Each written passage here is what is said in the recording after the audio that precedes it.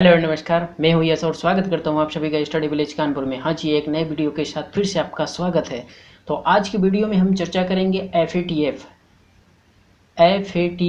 हाँ जी, FATF आखिर क्या है और इसकी ग्रे लिस्ट ब्लैक लिस्ट क्या है और इसका हेड क्वार्टर कहाँ पर है, और साथ में अगर कोई कंट्री ब्लैक लिस्ट में जाता है तो उस पर क्या इफेक्ट पड़ता है, अगर वो ग्रे लिस्ट में जाता है तो उस पर क्या इम्फेक्ट पड़ता है। इन सारी चीज़ों के सारे सवालों के जवाब हम जानेंगे इस वीडियो में, तो बने रहिए मेरे साथ और करते हैं वीडियो की शुरुआत। तो सबसे पहले हम जान लेते हैं इसका फुल फॉर्म क्या है। इसका फुल नेम है फाइनेंशियल एक्शन टास्क फोर्स। क्या कहते हैं?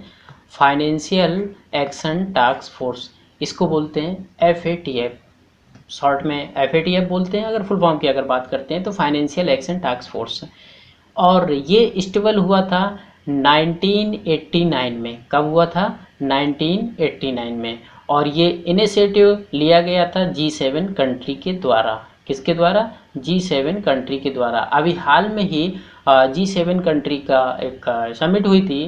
तो आप नीचे कमेंट कर बताइए कि वो किस जगह हुआ था समिट। ठीक है। और ये एक इंटर गवर्नमेंटल बॉडी है, जैसा कि आपको पता ही होगा।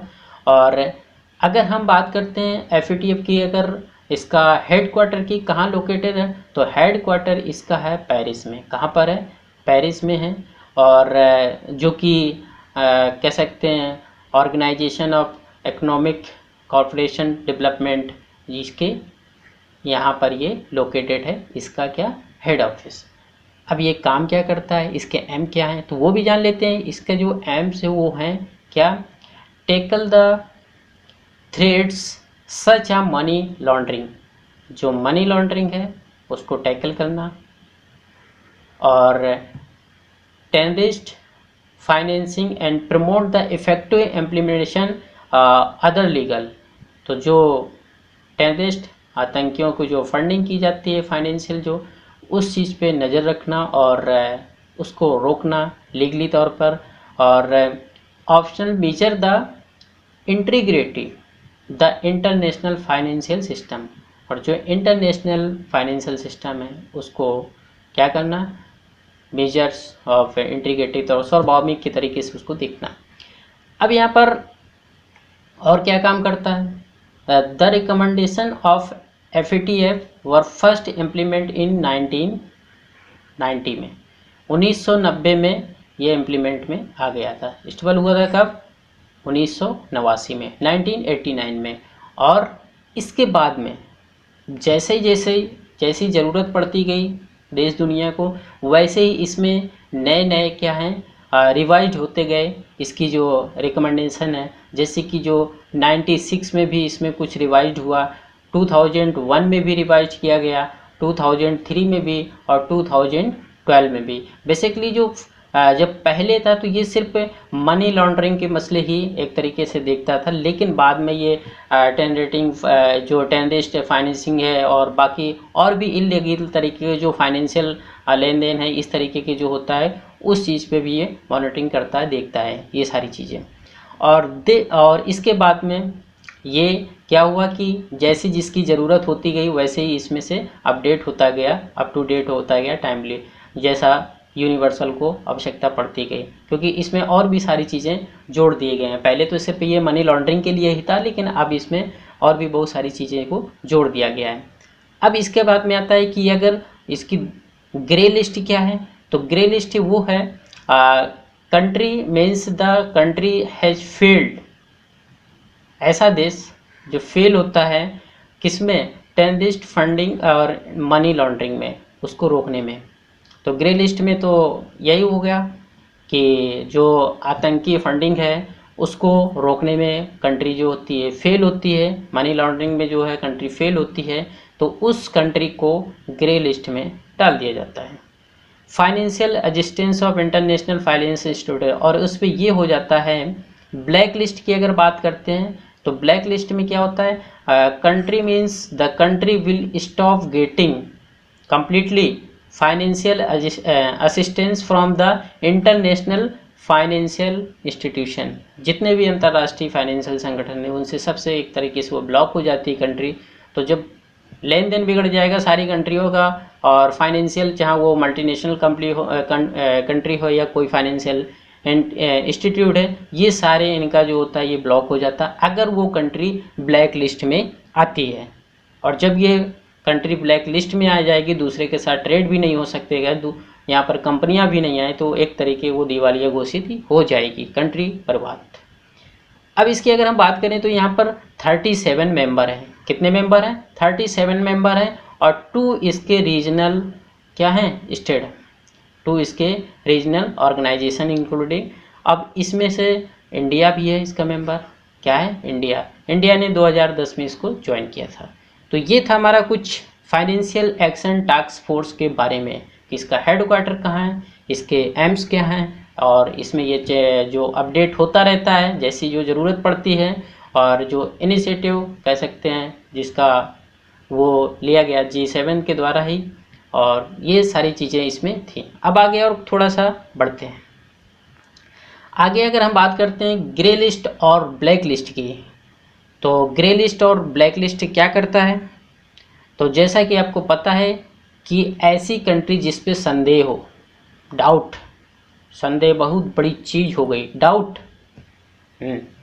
अगर किसी पे शक हो गया तो उसको मिटाना मुश्किल हो जाता है।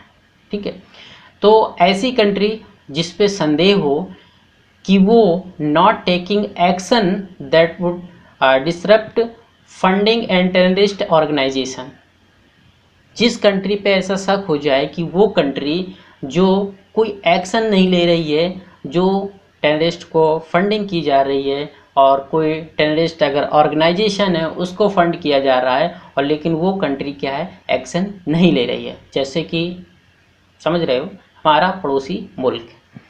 अब यहाँ पर क्या करते हैं, जैसे कि anti money laundering, anti money land laundering और combating the financial of the terrorist has not been able to completely control the system. जो सिस्टम है उसको कम्प्लीटली ये कंट्रोल नहीं कर पा रही है कंट्री। कौन? जो वहाँ पर मनी लॉन्ड्रिंग हो रही है, ऑर्गेनाइजेशन, जो टेररिस्ट ऑर्गेनाइजेशन है उनको फंडिंग की जा रही है, लेकिन कंट्री कोई एक्शन भी नहीं ले रही है, और एक्शन ले भी रहे हैं लेकिन वो उस पर कंट्रोल नहीं कर पा रही है। तो इस सिचुएशन में क्या होगा? उस कंट्री को ग्रे लिस्ट में डाल दिया जाएगा। किस में? ग्रे लिस्ट में।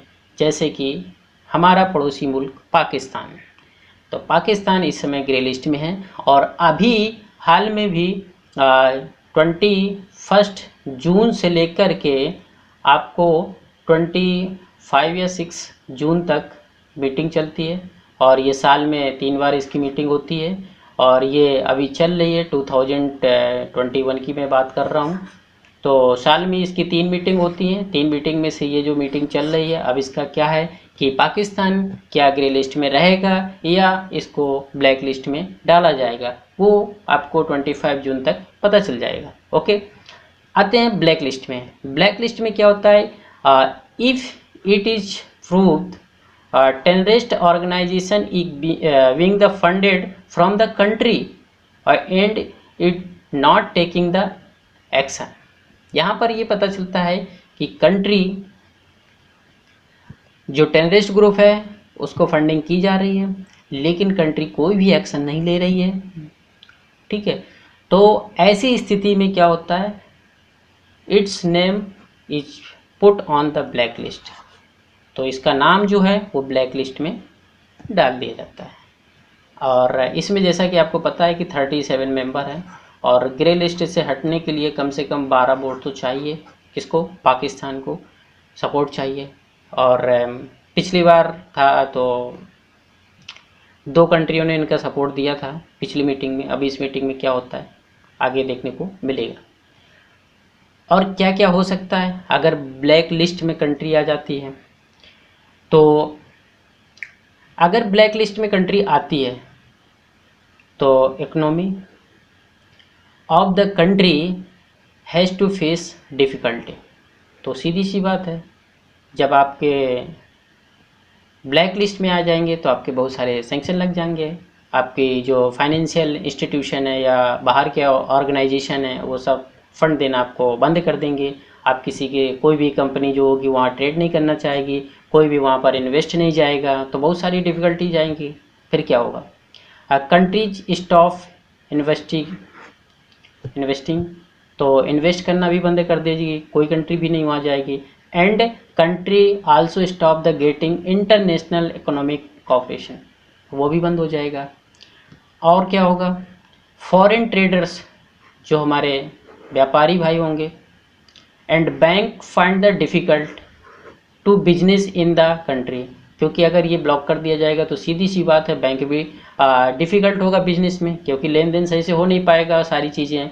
Multinational companies can warn their business and form country black list, अगर ब्लैक लिस्ट में होती हैं तो ये सारी इशू आएंगी जो कंट्री ब्लैक लिस्ट में जाती है। तो एक तरीके का जब इसके फाइनेंशियल पूरा कंप्लीटली इसको ब्लॉक कर दिया जाएगा तो आप समझ सकते हैं कि वो कंट्री क्या कर सकती है, कुछ नहीं कर सकती है, दिवालिया। तो country on the black list find difficult to get loan from the international institution, जो भी इंटरनेशनल इंस्टीट्यूशन है, चाहे वो वर्ल्ड बैंक से भी बात कर लें, जहाँ आप मॉनेटरी फंड हो जो इसका IMF है, जहाँ एशियन डेवलपमेंट बैंक है, इन सारी जितनी भी इंटरनेशनल ऑर्गेनाइजेशन है स्टेट फाइनेंशियल की, इनसे सब इनको लोन लेना बंद हो जाएगा। यूरोप यूनियन भी है, एडिशनल और भी हैं रेटिंग कंपनीज जैसे मूडी, स्टैंडर्ड पुअर, और ये इस तरीके की कंट्री है जो इनकी रेटिंग भी हो जाएगी। तो इस तरीके से देखने को ये मिलता है कि जो ब्लैक लिस्ट में अगर कंट्री जाएगी तो तबाही, ठीक है, दिवालिया हो जाएगा। अब यहाँ पर और भी कुछ पॉइंट देख लेते हैं कि अगर ब्लैक लिस्ट में होते तो जैसे पाकिस्तान है, तो Pakistan is likely to placed grey list, क्योंकि देखो यहाँ पर देखा गया था कि इसको 27 पॉइंट कुछ दिए गए थे जिसमें इसको काम करना था। तो जहाँ तक इसने कुछ 5 पॉइंट ऐसे काउंट किए गए थे कि इसमें से लास्ट मीटिंग में, और 5 पॉइंट मीटिंग में काउंट किए गए थे, और क्या हुआ 5 पॉइंट में उसने कहा था मैंने काम किया है, इसमें आगे क्या होता है पता नहीं। तो अब आगे जो भी आएगी अपडेट वो आपको पता चल जाएगा, क्योंकि 25 तक सब पता चल जाएगा कि पाकिस्तान ग्रे लिस्ट में हो गया, ब्लैक लिस्ट में होगा, कौन कौन सी कंट्री होगी, ये सारी चीज़ें आपको मिल जाएंगी। ठीक है, डोंट वरी, बने रहिए साथ में।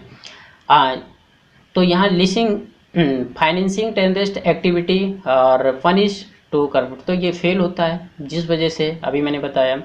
और FATF meeting held the February in this year, तो फरवरी मीटिंग पिछली हुई थी, और Pakistan was told the all deadline come out grey list the expired, जितनी भी डेडलाइन थी वो सब ख़त्म हो चुकी थी। और if does not finish the prosecute terrorist funded June, तो FATF will take action against them, तो भैया फिर से ये एक्शन ले सकते हैं क्योंकि जून में, क्योंकि अगर इसने काम नहीं किया होगा जो 27 पॉइंट दिए गए थे FATF द्वारा, तो अगर नहीं किया होगा तो एक्शन ले सकते हैं, ब्लैक लिस्ट में जा सकता है, अब पता नहीं। तो FATF is had given 27 points to plan Pakistan in 2018 which was given 1 year deadline, 1 साल का इसको टाइम दिया गया था, लेकिन एक्सपायरी सितंबर 2019 में हुआ था। Pakistan could not complete this 27 point and action to plan, जो 27 प्लान थे पॉइंट थे, इस पे से एक्शन प्लान जो था काम नहीं कर पाया पाकिस्तान। तो FATF express the serious concern over the Pakistan failure, Pakistan के इस मैटर पे सीरियसली FATF बड़ा चिंतित हो गया इसके फेलियर पे। खैर कोई बात नहीं, आप आगे क्या है, आगे कोई भी अपडेट अगर आती है अब 25 जून तक तो आपको पता चलेगा। तो अगर वीडियो में आप पहली बार आ रहे हैं तो वीडियो को शेयर करिए, लाइक करिए, चैनल में अगर पहली बार आ रहे हैं तो चैनल को सब्सक्राइब कर सकते हैं, क्योंकि यहाँ पर आपको मिलता है ऐसी ही सारी अपडेट। तो बने रहिए मेरे साथ और खुद को करते रहिए अपडेट। मिलते हैं नेक्स्ट वीडियो में नए टॉपिक के साथ। जय हिंद।